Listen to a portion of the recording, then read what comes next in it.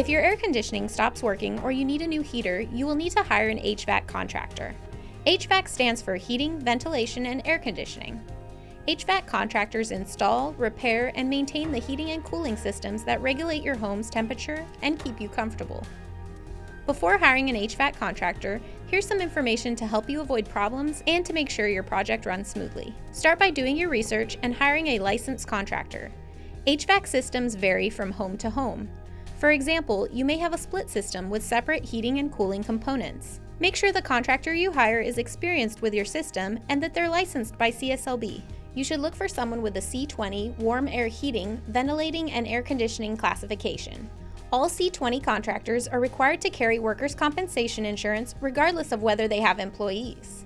Licensed contractors have met requirements that include passing trade and law exams, having work experience in the trade, and undergoing a background check. Avoid unlicensed contractors who don't have these protections and often ask for too much money up front and may not complete the job correctly. You can ask friends or neighbors for licensed contractor referrals or use CSLB's Find My Licensed Contractor tool to search licensed HVAC contractors in your area. Get at least 3 bids and check references. You should obtain detailed bids that include information on costs, contractor availability, energy efficiency, and warranties. Don't just go with the lowest bid, and do your research into who is the best contractor for your project. Ask contractors for their license number and check their references and reviews.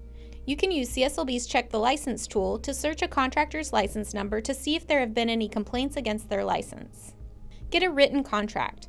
Make sure all the details and expectations of your project are written into the contract.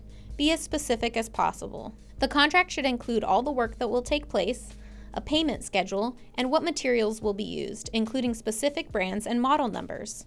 It should also include a detailed timeline of when the work will take place and any warranty information.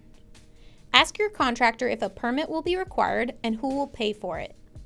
Also, you should ask your contractor to pressure test your ductwork, as you may have leakage in your attic that, if not corrected, will result in higher energy bills.